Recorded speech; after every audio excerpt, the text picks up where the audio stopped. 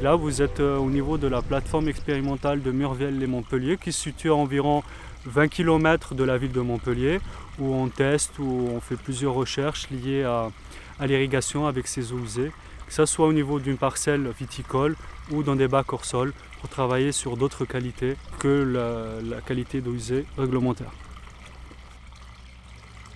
Je travaille principalement sur les questions de technologie d'irrigation, mais également la réutilisation des eaux usées dans le domaine agricole.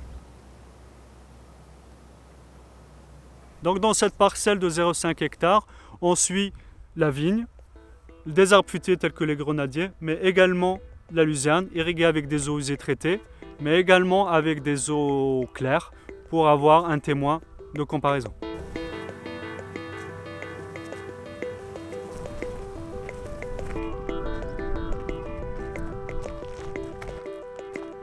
Donc après avoir récupéré les eaux de la station, nous irriguons goutte à goutte différents bacs, que ce soit avec des eaux usées traitées ou non traitées, pour suivre l'impact de cette qualité d'eau sur les rendements, mais également sur le sol.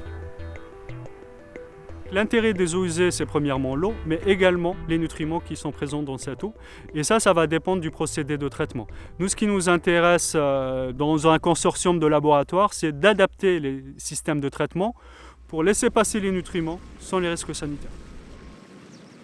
Ce qu'on a vu, c'est que ça donne un effet positif sur les rendements de nos salades et poireaux.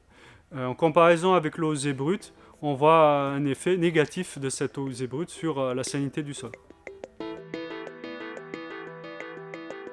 Est-ce qu'il y a un risque pour les sols? La première question qui se pose, c'est la salinité qui peut être relativement élevée dans les eaux usées traitées et qui peuvent à long terme, à moyen terme, dégrader notre sol. Mais la question qui se pose également, c'est lié aux contaminants qui vont peut-être se transférer à travers le sol, contaminants chimiques ou biologiques, mais également il y a des questions autour de l'antibiorésistance. Tout ce qu'on développe comme recherche au niveau de la plateforme de Murviel-lès-Montpellier, on essaie de le reproduire dans différents pays, notamment au sud, en lien directement avec des institutions, par exemple de recherche au Maghreb, mais également avec des associations d'irrigants.